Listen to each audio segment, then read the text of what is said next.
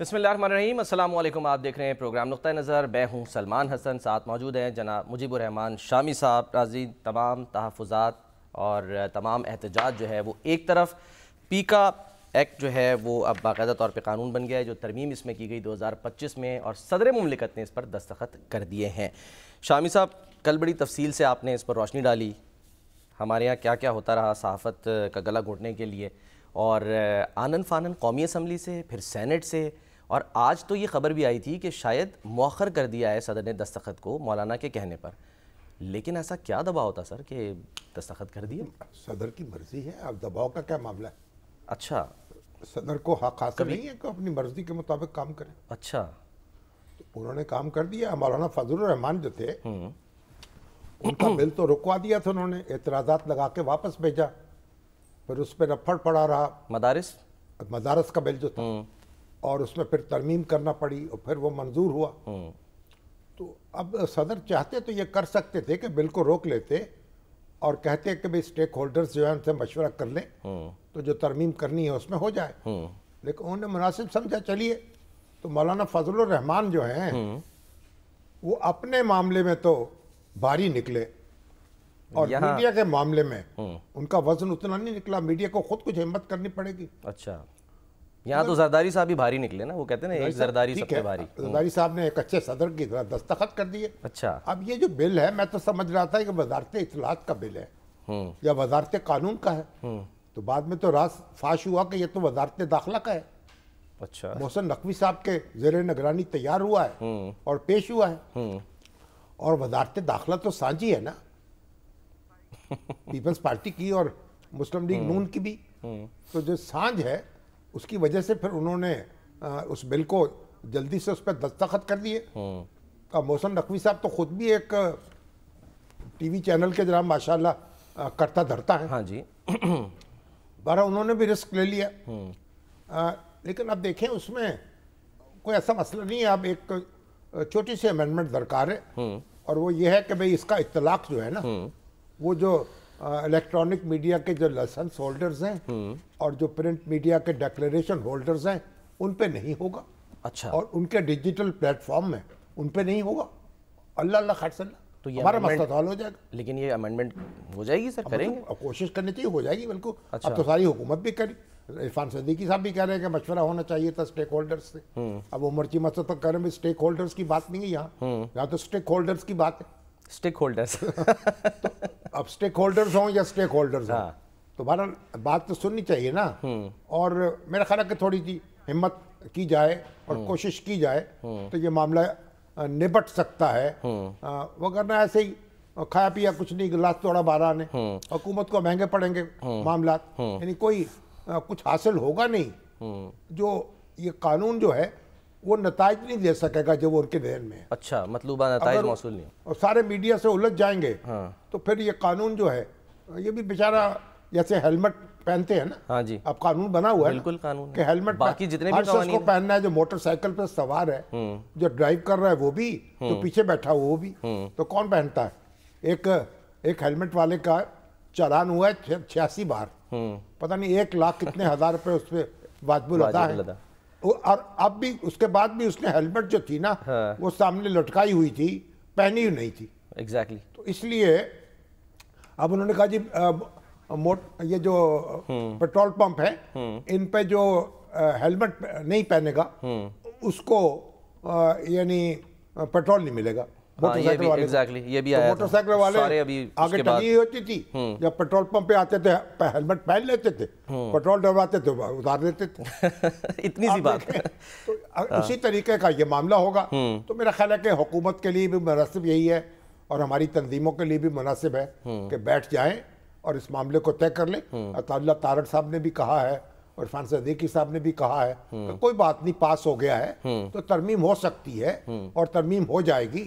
اگر آئین میں ترمیم ہو سکتی ہے تو اس بل میں کیوں نہیں ہو سکتی؟ بالکل۔ تو بہرحال اب ایک جو ہماری تنظیمیں ہیں ان کو بھی اپنے قانونی مشیروں کے ساتھ بیٹھنا چاہیے، اور میں تو سمجھتا ہوں ایک کلاس کی ضرورت ہے، اچھا، کہ ہمیں ایگزیمپشن دے دی جائے، باقی وہ جانے اور ان کے جناب یوٹیوبرز جانے، ٹک ٹاکرز جانے، فیس بکر جانے، ڈیجیٹل میڈیا والے، سوشل میڈیا والے، ہاں وہ جانے، ان کا کام جانے.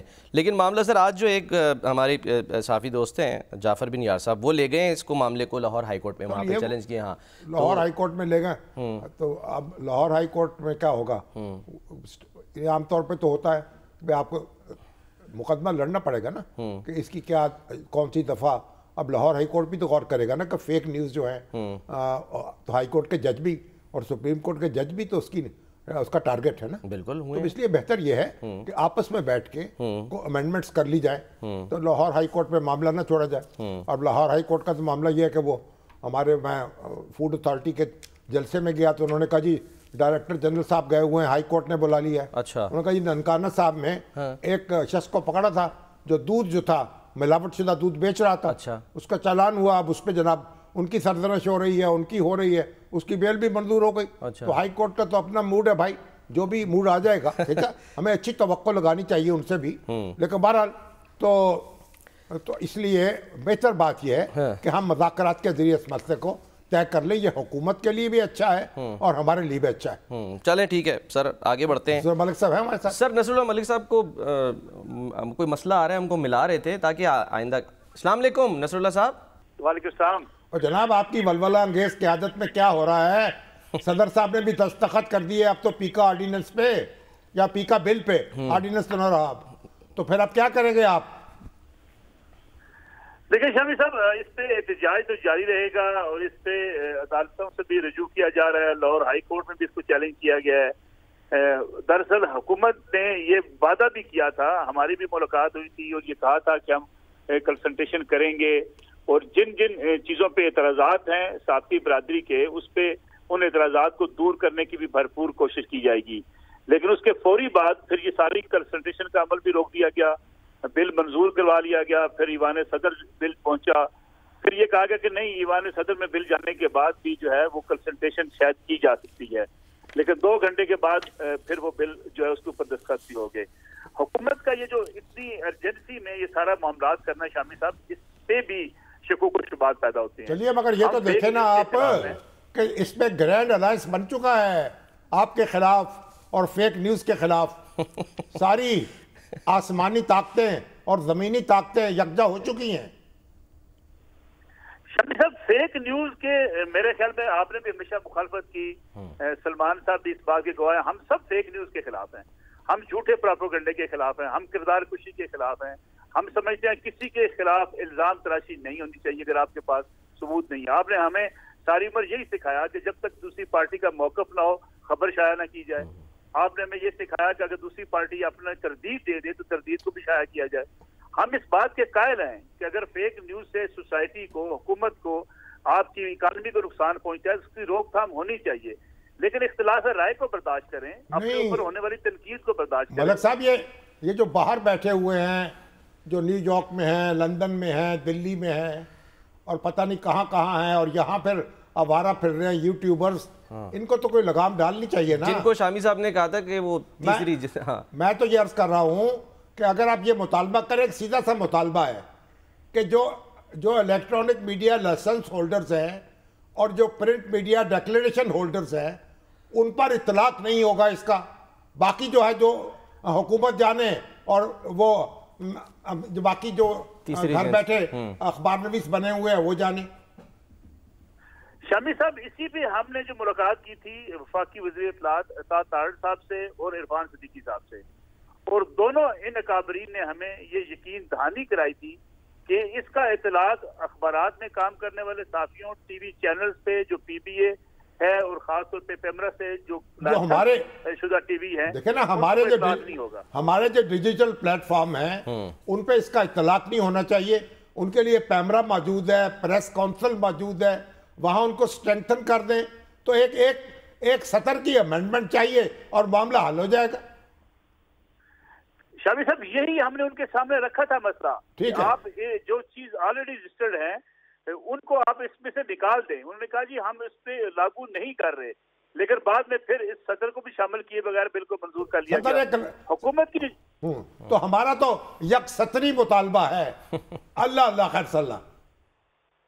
بالکل آپ درست کہہ رہے ہیں. ہم تو سمجھتے ہیں کہ جو ڈکلریشن والے اخبارات ہیں ان کے سوشل میڈیا، جو ٹی وی چینلز ہیں ان کے سوشل میڈیا. اگر ہم کوئی غلطی کرتے ہیں تو ہمارے اوپر آلریڈی آپ کے قوانین بالکل ٹھیک ہے. باقی جو لوگ باہر بیٹھ کے پروپیگنڈا کر رہے ہیں ہم اس کے بھی خلاف رہے ہیں. ہم تو قانون کے سامنے جواب دے ہیں نا، روکنا چاہتے آلریڈی جواب دے ہیں، ذمہ دار لوگ ہیں ہم یار. اصل میں حکومت ہمیں اور ان جو ہے نا منہ زور قسم کے بے لگام قسم کے لوگوں کے ساتھ ملانے کی کوشش کی ہے. اسی لیے حکومت اپنا مقدمہ کمزور کرتی ہے نا، جب ہمیں غیر ذمہ دار لوگوں کے ساتھ ملاتی ہے، جب ہمیں جو ہیں گمنام لوگوں کے ساتھ ملاتی ہے، جب آوارہ گردوں کے ساتھ ہمیں ملاتی ہے، تو حکومت اپنے پاؤں پہ کلاڑی مارتی ہے. بالکل درست کہہ رہے ہیں آپ. حکومت نے میں کہتا ہوں اپنا مقدمہ خود خراب کیا ہے. بالکل ٹھیک. ورنہ یعنی اس سوچ پہ یا اس فیک نیوز کو روکنے کے لیے ہم سب ساتھ دینے کو تیار تھے. لیکن مسئلہ یہ کہ اگر حکومت خود ہی چیزیں سمجھنا چاہے تو ہم کیا کر سکتے ہیں؟ چلیں اب دیکھتے ہیں. ہم چلیں اچھی طرح سمجھائیں گے. چلیں اسٹیک ہولڈرز بھی ہیں، اسٹیک ہولڈرز بھی ہیں، چلیں سمجھانا پڑے گا نا. چلیں نصر العملی صاحب بہت بہت شکریہ، بہت بہت شکریہ.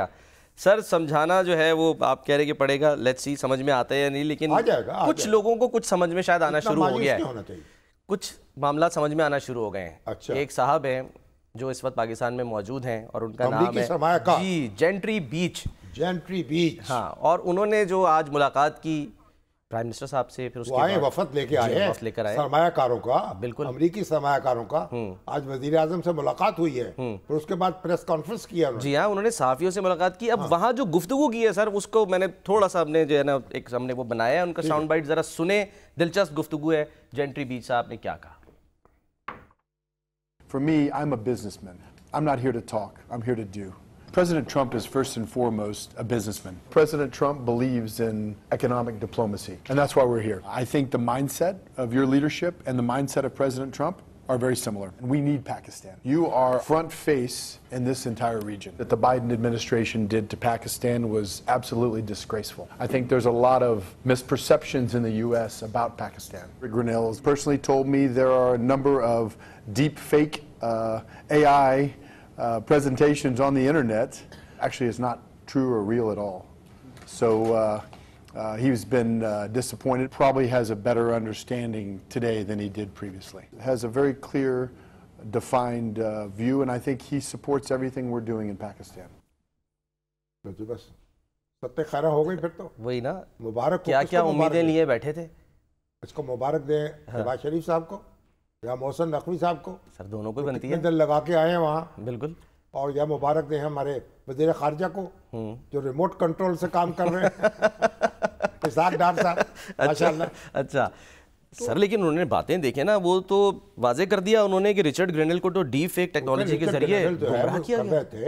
ان کو ڈیپ فیک وہ اے آئی کے ذریعے سے پتہ نہیں کس ذریعے سے ان کو مس انفارمیشن گمراہ کیا گیا ان کو، اور ان کو ورغلا لیا گیا. مگر آپ کو ٹویٹر ان کا کوئی ٹویٹ وغیرہ نہیں آیا. بالکل. اب خاموش. بہرحال مگر ٹرمپ صاحب جو ہیں ان کے بارے میں یقین سے نہیں کہا جا سکتا. اچھا ابھی بھی آپ کو شک ہے؟ کسی بھی وقت جو ہے وہ آنکھیں پھیر بھی سکتے ہیں. لیکن بہرحال یہ جو آئے ہیں بیچارے ریچرڈ تو نہیں آئے ہیں، لیکن یہ جو بیچ آئے، کیا ہے جینٹری بیچ آئے ہیں، یعنی بیچ پہ کھڑی ہوئی جینٹری جو ہے وہ آئی ہے. امریکہ میں ہوتی ہے. انہوں نے تو بڑی ان کا ہم پاکستان میں سماکاری کرنا چاہتے ہیں. ہم جناب یہاں ہاؤسنگ کے شعبے میں پاکستانیوں کو ضرورت ہے، مکانات کی ضرورت ہے، مائننگ اینڈ منرل ہے، ٹیکنالوجی لانا چاہتے ہیں، انرجی سیکٹر ہے سر، انفراسٹرکچر ڈیولپمنٹ ہے، منرلز میں انویسٹ کرنا چاہتے ہیں، اور عمارتیں 30 منزلہ عمارتیں بنا دیں گے ایک مہینے میں. ہاں جی، ٹیکنالوجی ایسی لے کر. اچھی بات ہے، خوش آمدید کہنا چاہیے ان کو، ان کا شکریہ ادا کرنا چاہیے جو پاکستان میں سرمایہ کاری کرتا ہے.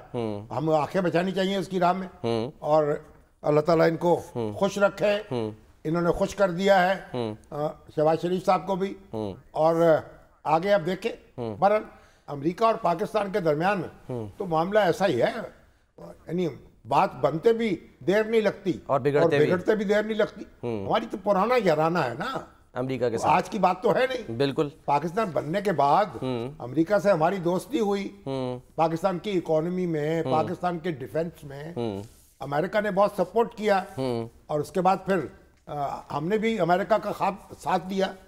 اور پاکستان کو اس کا بڑا فائدہ بھی پہنچا. تو پھر ہمارے اپنے انٹرنل جو معاملات ہیں اس نے ہمیں نقصان پہنچایا ہے نا. پھر دیکھیے آپ نے پاکستان جو ہے, پاکستان نے ایک بڑا درست فیصلہ کیا, امریکہ کا ساتھ دیا, امریکہ نے اس کا ساتھ دیا, اور پھر اس کے بعد یہ ہوا کہ چائنا سے بھی اپنے تعلقات بگڑنے نہیں دیے. پہلے دن سے دوستی رکھی اس کے ساتھ, مطالبہ کیا اس کو اقوام متحدہ کا مستقل ممبر بنایا جائے, جبکہ اس کی جگہ چیانگ کئی شیک بیٹھے ہوئے تھے, فارموسا بیٹھا ہوا تھا, تائیوان جسے کہتے ہیں. صحیح. تو وہ چین کی جو سیٹ تھی اس کے پاس تھی, مگر امریکہ جو ہے اس کو ممبر نہیں بنانا چاہتا تھا. لیکن پاکستان تو یہ مطالبہ کرتا رہا پہلے دن سے, اور پھر بالآخر امریکہ اور چین کے درمیان پاکستان نے تعلقات قائم کرائے.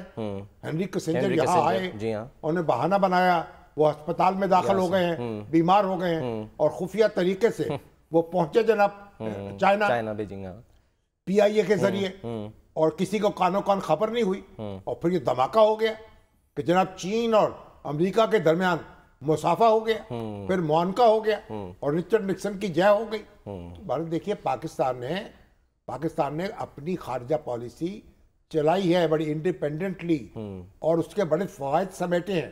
لیکن اس کی پھر جو انٹرنل پالیٹکس تھی, سیاست بازی جو ہے, اس نے اس کو برباد کیا ہے. اس میں اپنے اندرونی مسائل, سسٹم ہمارا جو ہے ہم اس کی حفاظت نہیں کر سکے, اور اس کی وجہ سے پیچیدگیاں پیدا ہوئی ہیں, ہمیں سیٹ بیک ہوئے ہیں, اور پاکستان کی انڈسٹری جو ہے تباہ ہو گئی, اسے نیشنلائز کر لیا گیا.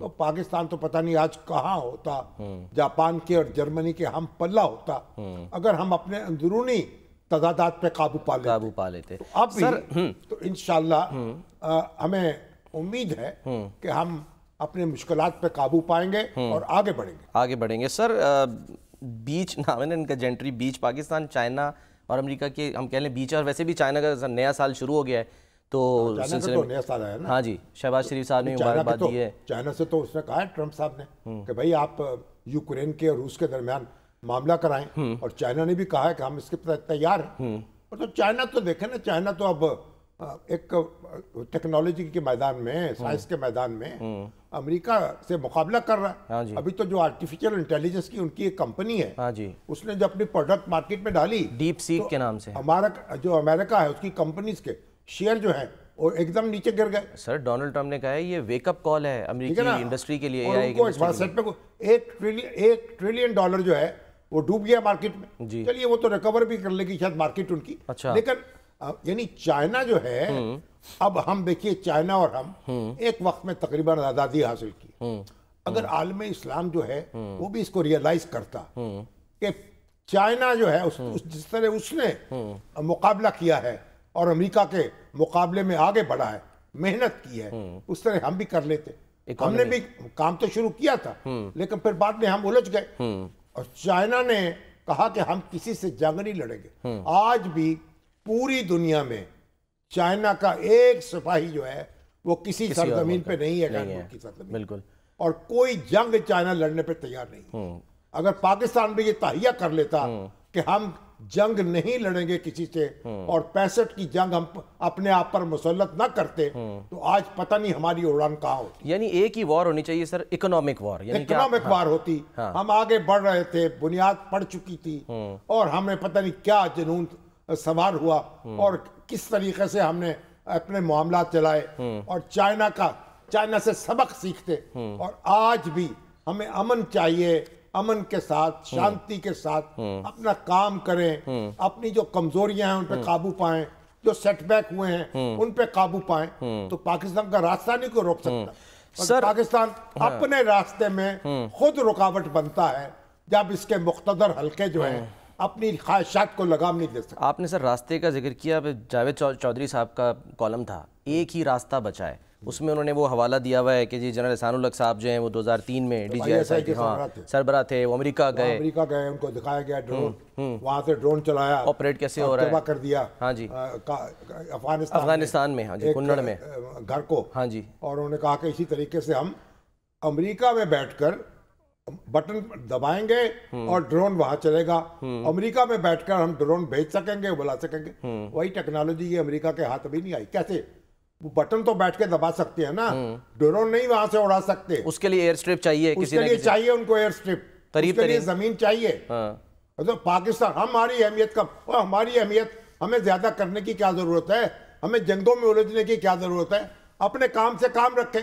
اچھا, یعنی ہر طرف ہم دوسروں پہ دیکھتے رہیں گے. ہماری اہمیت کوئی کم نہیں کر سکتا, ہمارا جغرافیہ ہم سے کوئی چھین نہیں سکتا. ہم مڈل ایسٹ, سینٹرل ایشیا اور یہ سارا سب کانٹیننٹ جنوبی ایشیا اس کے درمیان واقع ہیں. ہماری اہمیت کم نہیں ہو سکتی. اور وہاں ابھی تو کون سی کیسے ہو سکتا ہے کہ ڈرون اڑایا جائے وہاں سے, کیسے اڑایا جائے؟ ڈرون یہاں ہوگا تو اڑے گا نا. ایگزیکٹ, اس کی رینج وہاں ہو سکتا ہے, اڑانا یہیں سے پڑے گا. وہ کہاں سے گزر کے آئے گا ڈرون جو ہے, راستے میں کتنے ملک پڑیں گے, کہاں کہاں اس کو گرانی. ایئر اسپیس استعمال ہوتی ہے اس کے لیے. اس لیے بھائی باتیں جو ہے اچھی طرح سوچ سمجھ کے کیا کریں, اپنے اعصاب پر بھی قابو رکھیں, قوم کے اعصاب کو بھی خراب نہ کریں. تو ایسی بات نہیں ہے, ایسی کوئی ٹیکنالوجی نہیں ہے کہ جہاز اڑائیں اور 3 منٹ میں یہاں پہنچ جائے. وہ یہ کہہ رہے ہیں کہ بس وقت آئے گا, میامی سے ہی اڑے گا, واپس میامی میں لینڈ کرے گا. جہاز یہاں ہوگا, بٹن وہاں ہوگا, اچھا تو اڑایا جا سکتا ہے, لیکن وہاں سے اڑا کے یہاں نہیں بھیجا جا سکتا بغیر روک ٹوک کے. وہ یہ بھی ہے نا سر کہ ہم آرٹیفیشل انٹیلیجنس جو ٹیکنالوجی ہے ظاہر ہے وہ حاصل کریں, کیونکہ ابھی یہ جو ڈیپ سیک کی بات کر رہے ہیں چائنا کی کہ جی انہوں نے ٹیکنالوجی حاصل کی, تو وہ اسی طرح کے ایک ہیج فنڈ سے ہی انہوں نے انویسٹمنٹ کی نا. آپ اپنی محنت کریں گے, ہمارے اندر اتنا ٹیلنٹ دیا ہے, آپ تعلیم پہ پیسہ لگائیں, لوگوں کو ایکوپ کریں, لوگ ہمارے انٹیلیجنٹ لوگ ہیں, بچے ہمارے بڑے کام کر سکتے ہیں. ہمیں چکروں میں پڑنے کی ضرورت کیا ہے, ہمیں پنگے لینے کی کیا ضرورت ہے؟ جو ہمیں پنگا لینے پہ مجبور کرے اس کو بھی کان پکڑا دیں. بھائی ہم اپنا کام کر رہے ہیں, جو دنیا میں کام کر رہی ہیں قومیں انہیں مذاق سخن نہیں ہے. ہمیں اس چکروں میں پڑنا نہیں ہے. ہمیں چائنا کی مثال, وہ جب اسامہ بن لادن آئے تو میرے بیٹے عمر شامی صاحب نے مجھ سے سوال کیا, ابو یہ اسامہ کیا چاہتے ہیں؟ اچھا.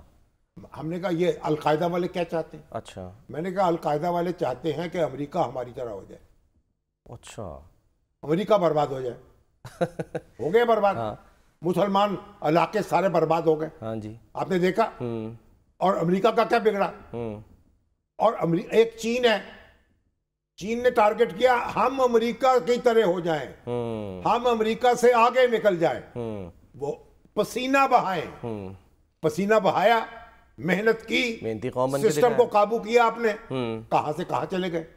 اب آپ دیکھیں, اور یہاں خون بہانے پہ لگے ہوئے ہیں, اپنی سرزمین جو ہے اس پہ اپنا ہی خون بہا رہے ہیں, اور جناب لوٹیاں ڈال رہے ہیں. کیا تباہ کیا, عراق کو تباہ کیا, اور شام کا کیا ہوا, اور لیبیا کا کیا ہوا, اور تیونس کا کیا ہوا, کیا کیا ہوا, اور اب تماشا غزہ میں کیا ہو رہا. بات یہ ہے, ہم جب تک یہ بات نہیں سمجھیں گے کہ بیڑے جب تک شیر نہ بن لیں, شیر نہ بن لیں, اچھا نام نہ لیں آزادی کا. اور بھائی آپ نے پسینہ بہانا ہے, لہو نہیں بہانا. پسینہ بہائیں اور ترقی کی دوڑ میں آگے نکلیں. اس طرح سوویت یونین نکلا تھا, پوری جنگیں جو تھیں امریکہ نے اس کو جنگوں میں الجھایا, سوویت یونین کو, صحیح, وہ برباد ہو گیا, ختم ہو گیا. اب ہمارے دشمن جو ہیں وہ ہمیں الجھانا چاہتے ہیں. ہمیں تنازعات کم کرنے چاہیے, اپنے ہمسایوں کے ساتھ بھی اور دوسروں کے ساتھ بھی امن سے رہیں, اپنا کام کریں. اپنی یونیورسٹیوں کو, اپنے اسکولوں کو, اپنی لیبارٹریز کو مضبوط کریں, قوم کو ادھر لگائیں, یہ ہنگامے چھوڑ دیں, یہ مظاہرے چھوڑ دیں, احتجاج چھوڑ دیں, اور یہ جو دھڑے بندیاں ہیں, یہ جو فرقہ بندیاں ہیں, سب چھوڑ دیں.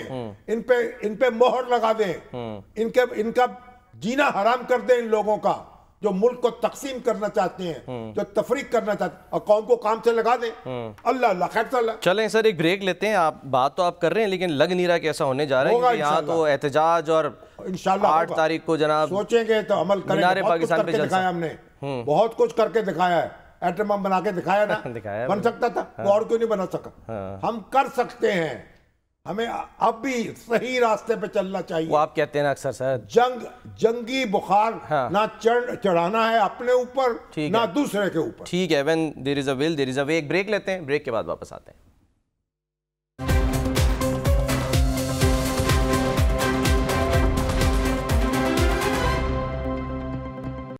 Welcome back. شامی صاحب, آپ تو کہہ رہے ہیں کہ جی چھوڑ دیں یہ احتجاج وغیرہ اکٹھے ہوں سب کچھ ہوں, لیکن پی ٹی آئی تو لگتا ہے پلان بی کی طرف جاری ہے. ایک طرف وہ ظاہر ہے اپوزیشن جو ہے اس کو اکٹھا کر رہی ہے, پھر جلسے اور احتجاج کی تیاری. یعنی کل جنید اکبر صاحب جو کہ ابھی صدر بنے ہیں وہ فرماتے ہیں کہ جی پنجاب کی جانب تمام راستے بند کر دیں گے. پی ٹی آئی کی ایک بار پھر اسلام آباد لانگ مارچ کی وہ ایک طرح سے دھمکی دے رہے ہیں. تو یہ کس طرف جاری ہے آج, کیونکہ درخواست بھی دے دی ہے پی ٹی آئی نے 8 فروری کو, وہ چاہ رہے ہیں کہ جی مینار پاکستان پہ جلسہ ہو, اس کے لیے ڈی سی کو درخواست دے دی ہے. تو پھر وہی ہنگامہ وہی سب کچھ, یعنی کہ اس طرف جاری ہے پی ٹی آئی. پہلی بات تو یہ ہے وہ کہہ رہے ہیں کہ ہومیوپیتھک لیڈرشپ تھی. پروفیسر چودھری صاحب بھی کہہ رہے ہیں نا کہ ہومیوپیتھک لیڈرشپ تھی پہلے. جی ہاں, وہ لیڈرشپ کون سی تھی؟ یعنی ہومیوپیتھک لیڈرشپ گڈا پور کی تھی یا منسٹر گور صاحب کی ہے؟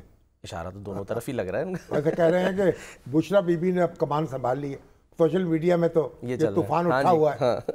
تو بہرحال جو خان صاحب ہیں وہ تو مکس سگنلز دے رہے ہیں, ان کی پیٹھ بھی تھپک رہے ہیں کہ اب آپ حکومت کی طرف توجہ دیں, اور پارٹی کی طرف جنید اکبر صاحب.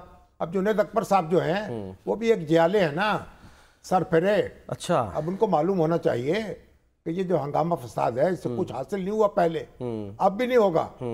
تو جب آپ لوگوں کو سڑکوں پہ اکسائیں گے تو پھر دوسروں نے بھی تو چوڑیاں نہیں پہنی ہوئی. تو جلسہ کرنا تو آپ کا حق ہے. اگر 8 فروری کو جلسہ کرنا چاہتے ہیں تو جلسہ کرنے میں تو کوئی پابندی نہیں. سر حکومت دے گی ویسے, حکومت اجازت دینی چاہیے. اچھا, جلسے پہ تو کوئی اعتراض نہیں ہو سکتا, لیکن یہ ویسے ادھم مچانا اور ہنگامہ کرنا اور پورے ملک سے لوگوں کو اکٹھا کرنا. بھئی آپ لاہور جلسہ کرنا چاہتے ہیں, لاہور کے شہری آئے اس میں. آپ پشاور جلسہ کرنا چاہتے ہیں, پشاور کے شہری آئے اس میں. پیر کو کہہ رہے ہیں ویسے ثوابی میں وہ کہ جلسہ کریں گے. آپ جلسے کرنے کا یہ مطلب کہا ہے کہ آپ لاہور میں جلسہ ہے, کراچی سے لوگ آ رہے ہیں, پشاور سے لوگ آ رہے ہیں. سر زیادہ تر تو کے پی سے ہی آئے ہیں. تو یہ بدعت ختم ہونی چاہیے نا. اچھا, لاہور میں آ کے لاہوریوں سے خطاب کریں. تو باقی قانون کے دائرے میں رہ کے جو کچھ بھی کرنا ہے کریں. جب قانون کے دائرے سے باہر نکلیں گے اپنے ہاتھ بھی جلا لیں گے. یہ ہم کو ایک مخلصانہ مشورہ دے رہے ہیں. لیڈرشپ جو ہے نا وہ کوئی ہر وقت یعنی آگ جلانے کا کام نہیں ہے, آگ بجھانی بھی چاہیے اور راستہ نکالنا چاہیے, اور کوئی تدبیر کرنی چاہیے. تدبیر کریں گے تو تقدیر بدلے گی, وگرنہ یہی ہوتا رہے گا. دمادم مسکل اندر کیا ہوگا, کچھ بھی نہیں ہوگا. سر آج ایک ملاقات ہوگی یار صادق صاحب سے, یہ جنید اکبر, عاطف خان, ارباب شیر علی, عاطف خان بھی آ گئے میدان میں. ہاں جی, سارے جو بیچارے دبکے ہوئے تھے اور وہ میدان میں نکل آئے ہیں, تو اچھی بات ہے.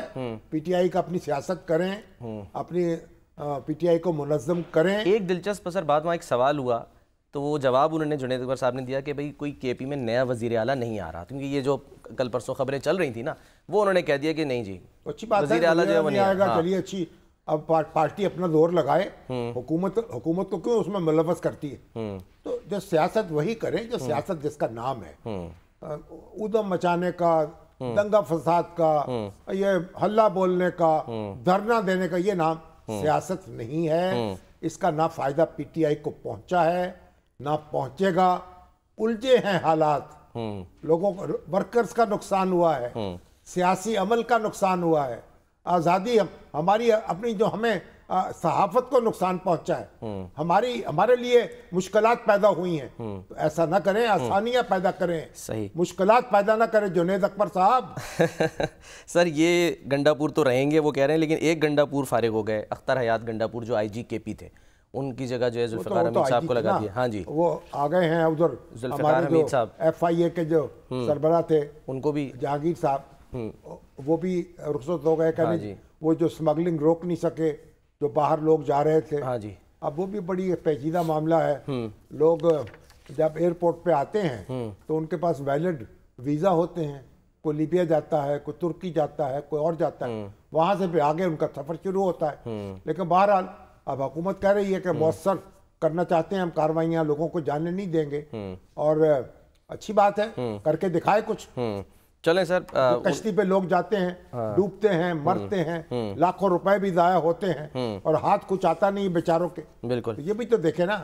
اب خان صاحب بھی تو شور مچا رہے ہیں نا, عمران خان صاحب, کہ اتنے لاکھوں لوگ چلے گئے ملک چھوڑ کے. بھائی ہر ملک سے چلے گئے, انڈیا سے بھی تو چلے گئے, وہاں سے بھی جاتے ہیں, زیادہ جاتے ہیں, چلے گئے, ہر جگہ سے جا رہے ہیں لوگ.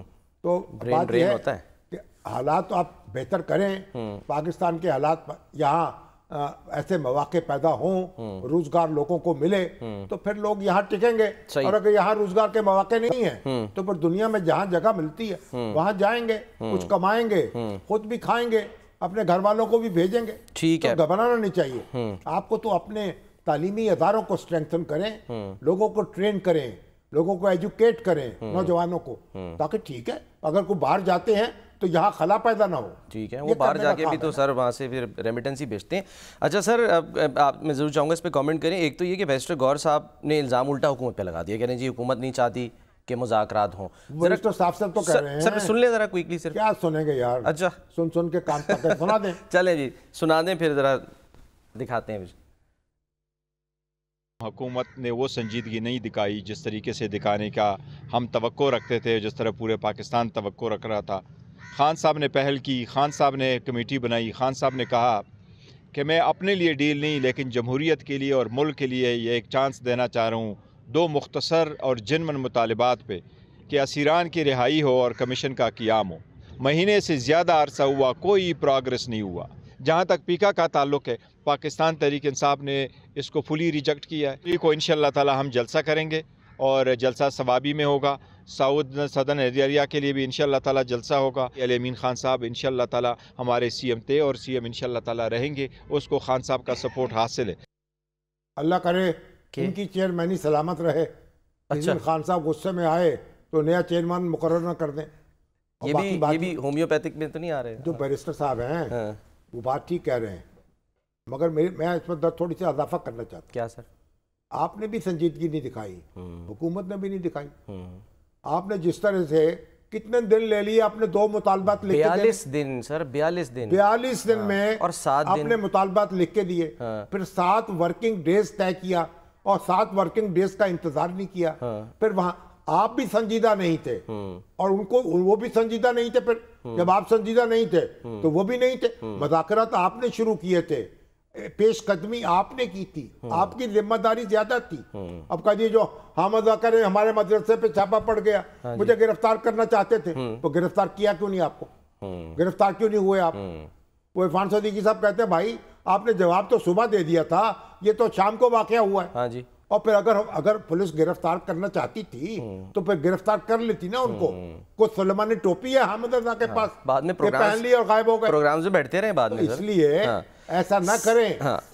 اگر کوئی زیادتی ہو رہی تھی وہ بھی نوٹس میں لے کے آتے, کمیٹی کے اجلاس میں بیٹھتے. نہ وہ سنجیدہ نہ آپ سنجیدہ, تو 2 غیر سنجیدہ. سر حکومت کیسے سنجیدہ نہیں تھی؟ حکومت تو دیکھیں وہ تو کہہ رہی ہے, ہم تو یہاں تک کہ وہ خبر آ رہی تھی نا کہ پارلیمانی کمیٹی تک یعنی کہ ہم بنانے کے لیے تیار ہو گئے تھے. وہ تو کمیشن مانگ رہے تھے نا, ٹھیک ہے, ان کو اب کمیٹی دے رہے تھے. ان کا جرائے کے بیٹے نے کہا ابا سے, ابا مجھے کار لے دے. اچھا, انہوں نے کہا وہ اتنی مہنگی, انہوں نے کہا چل کھیس ہی لے دے. وہ کار مانگ رہے تھے, یہ کھیس دے رہے تھے. تو بہرحال بات چیت جاری رہتی, کوئی نہ کوئی امکان پیدا ہوتا, کوئی صورت نکلتی. تو انہوں نے یک طرفہ طور پر بات شروع کی اور خود ہی توڑ دی. اب سر پکڑ کے بیٹھے ہوئے ہیں, صرف سر پکڑ کے دوسروں کو مردے الزام کیوں دے رہے ہیں؟ بیرسٹر صاحب تو یہاں تک کہہ رہے ہیں جی نواز شریف صاحب مذاکرات کی ناکامی کے مشن پر تھے. نواز شریف صاحب کا نہ کچھ لینا نہیں, وہ تو گھر بیٹھے, انہوں نے کہا تھا مذاکرات جاری رہنے چاہیے. اب آپ نے اپنا کیا دھرا, ان باتوں سے آپ کو کیا حاصل ہوگا؟ بیرسٹر صاحب آپ بھی تو ہیلی کاپٹر گروپ کا حصہ تھے, آپ بھی تو ملنے کے لیے گئے تھے اور پانی پی ٹی آئی سے, پھر ان سے جناب آگے سنگجانی پہ ٹھہرنے کی بات کی تھی, دھرنا دینے کی. تو ایسی بات نہ کریں. کوئی آپ بڑے سمجھدار آدمی ہیں, بڑے متوازن ہیں, ذرا معاملے کو سنبھالیں اور کچھ سنبھالیں ہمارے اپنے چیف منسٹر کو بھی. ایسا نہ ہو کہ ان کی کرسی ڈاواڈول ہو جائے. اچھا, ابھی بھی چانس ہے. سر انصار عباسی صاحب نے خبر دی ہے, بس کوئکلی شیئر کر لیں. وہ کہہ رہے ہیں جی بیک چینل مذاکرات کی آپشن جو ہے نا وہ خان صاحب نے کھلی رکھی ہے, یعنی کہ کھلی رکھی نا. وہ کہتے ہیں ہمارا کوئی بیک چینل نہیں ہے, گور صاحب کہتے رہے. ہاں تو بیک چینل ہوگا تو پھر ہمیں کیا پتہ چلے گا, ہوتا رہے بیک چینل ہو یا فرنٹ چینل ہو, جب نتیجہ نکلے گا پتہ لگ جائے گا, جب چاند چڑھے گا کل عالم دیکھے گا. تو بس ٹھیک ہے, ہماری دعائیں ان کے ساتھ ہیں. اللہ تعالیٰ خان صاحب کی مرادیں بار آئیں, اللہ کرے ملک میں سکون ہو, اللہ کرے وہ ان کا جو کیا قصہ 190 ملین پاؤنڈ کا وہ بھی کوئی نبٹ جائے. سر اس میں درخواستیں دی تھیں, اس پہ اعتراض لگ گیا, اب وہ کہہ رہے ہیں جی سرٹیفکیٹ نہیں ہے, دستخط نہیں ہے. ہم تو دعا دیتے رہے, مطلب ریاض صاحب کے لیے بھی دعا, اللہ تعالیٰ ان کی مشکلیں بھی آسان کرے. ہر روز ان کے لیے دعا کرتے ہیں لوگ, مجھے کال کرتے ہیں, وہ بیوائیں بچے یتیم جن کا وہ آسرا تھے سہارا تھے, وہ ان کے لیے دعا کر رہے ہیں. تو اللہ تعالیٰ سب کی مشکلات آسان کرے اور ہماری مشکلات بھی آسان کرے نا. ہم پاکستانی ہیں, ہم کہاں پھنسے پڑے ہیں یار. بھائی بڑے لوگوں کچھ ہمارے حال پہ رحم کر لو. ہمارے لیے پیکا ہے نا سر, پھر پیکا تو اب پھیکا پڑ گیا ہے. اچھا کیا کریں گے ہم, پیکا نہیں بنا وہ. اوہو کیا عشق نے سمجھا ہے, کیا حسن نے جانا ہے. ہم خاک نشینوں کی ٹھوکر میں زمانہ ہے. پیکا کیا اور پھیکا کیا. ہم نے تو ماشاءاللہ دیکھے ہیں, ان سے لڑائی لڑی ہے, ان کے فوجی عدالتوں کا بائیکاٹ کیا ہے, خطوط لکھے ان ہیں, کی سزائیں بھگتی ہیں. ہمیں کیا ڈرائے گا. اچھا ہاں ہمیں یہ پیکا کیا ڈرائے گا, جیل سے نہیں ڈرتے, یہ پھیکا ہے. پیکا پڑ گیا. اچھا سر, دکان پھیکا پکوان. سر آج جانا ہوا قذافی اسٹیڈیم, تو وہاں پر تعمیرات ہو رہی ہیں. جی ہاں, صحافیوں کو بلایا ہوا تھا, زیر اہتمام. ایک ہوٹل بھی میرا خیال بن چکا ہے, ابھی بن رہا ہے, یعنی کہ وہ جو ایک بلڈنگ بن رہی ہے اس میں کہہ رہے ہیں کہ کچھ ایسے وہ وی آئی پی رومز بنائیں گے تاکہ لوگ باہر سے آئیں تو ٹھہرے. اللہ کا شکر ہے, لاہور کے شہری اطمینان کا سانس لیں گے, ٹریفک بند نہیں ہوگی, ٹیمیں وہیں ٹھہریں گی. تو یہ تو داد دینی پڑتی نا محسن نقوی کو. سر ہم نے اپنی آنکھوں سے جب گئے وہ دیکھا محسن اسپیڈ نظر آئی واقعی. یعنی کیا دیکھا آپ نے سر وہاں پر اب فنیشنگ کا عمل سمجھ لیں کہ شروع ہو گیا, یعنی کہ جو اسٹیڈیم ہے اس میں سیٹس وغیرہ لگ گئی ہیں آلموسٹ, اور جو ویونگ اینگل ہے وہ بڑا زبردست بنا دیا ہے. پہلے شاید اگر آپ کو یاد ہو, کیونکہ ہم تو گئے ہیں بہت جاتے ہیں, تو وہ ایک جنگلہ سامنے آ جاتا تھا, تو وہ جنگلے سے ان کو شاید ویسی چڑ تھی, انہوں نے کہا یہاں سے ہی جنگلہ جو ہے نا وہ ہٹا دو, اور انہوں نے بالکل ویو ایسا کر دیا ہے کہ جو بھی بیٹھے گا وہاں پہ بالکل کلیئرٹی کے ساتھ وہ ایسا لگے گا کہ اسٹیڈیم میں تعمیرات مکمل ہو رہی ہیں, ہوٹل بن رہا ہے, اور ایک سکون کا سانس آئے گا, اور پھر یہاں میچز ہوں گے, لوگ دیکھیں گے, تو اچھی بات ہے, مبارک ہو. 8 فروری سے انشاءاللہ سر شروع ہونے جا رہا ہے, 19 سے چیمپئنز ٹرافی ہے, 8 سے بہرحال جو ہے نا وہ ہم دیکھیں گے کہ یہاں ٹرائی نیشن جو ہے نا وہ ہوگی, اور اسی پہ ٹرائی کر لیں گے یہ اسٹیڈیم کو بھی. اچھا سر, فقیر کھوکر صاحب کا, ہمارے جسٹس فقیر محمد کھوکر, وہ انتقال کر گئے مختصر سی عدالت کے بعد. ان کو مسنگ پرسنس کا جو کمیشن ہے اس کا چیئرمین مقرر کیا گیا ابھی پچھلے ہفتے کی چند روز پہلے, مگر ان کو اس بیماری نے آ لیا.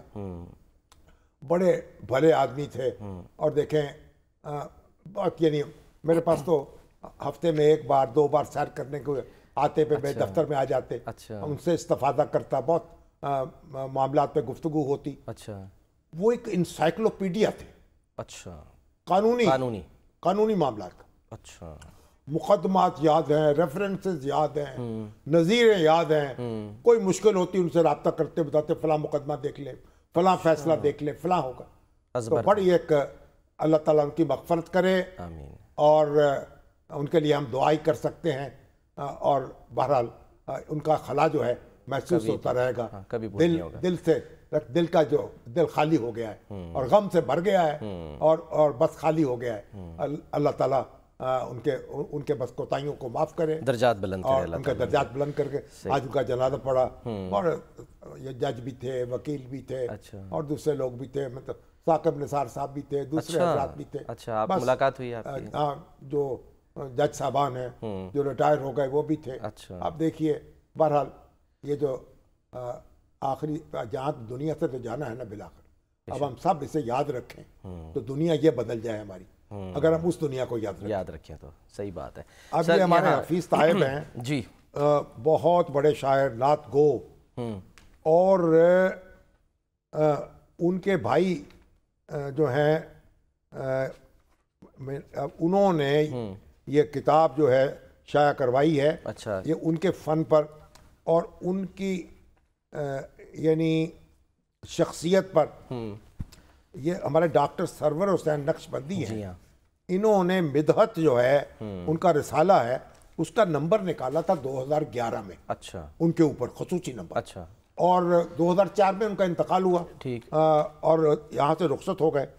تو اور ان کے مجید بن ہاد صاحب جو ان کے بھائی ہیں, انہوں نے یہ اس کی حوصلہ افزائی کی ہے. اچھا. ڈاکٹر سرور حسین نقشبندی خود بھی شاعر بھی ہیں, نعت خواں بھی ہیں, استاد بھی ہیں, پی ایچ ڈی کی ہے نعت گوئی کے اندر, اور یعنی یہ پہلی پی ایچ ڈی ہے جو نعت پر کی گئی ہے. صحیح ہے. اور جب وہ رخصت ہوئے دنیا سے, ٹھیک ہے سر مجھے بریک دینی ہے, تو جن کے اور اس وقت یہ شعر ان کی نعتیں پڑھ رہے تھے برکت پہ جب ان کو دفن کیا جا رہا تھا. صحیح. تو بہرحال یہ ایک بہت ایک حفیظ طائب شخصیت و فن, یہ ہمارے فیصل پبلشرز ہیں, ان سے خریدی جا سکتی ہے. بہت اچھی کتاب ہے. سب سے بڑے شاعر نعت گو ہمارے عہد کے احمد نظیم قاسمی نے یہ کہا تھا, اتنا بڑا نعت گو پیدا نہیں ہوا اس عہد میں, وقف کر دیا اپنے آپ کو نعت گوئی کے لیے. اللہ تعالیٰ ان کے درجات بلند کرے, بلند کرتا چلا جائے. بریک کے بعد واپس آتے ہیں.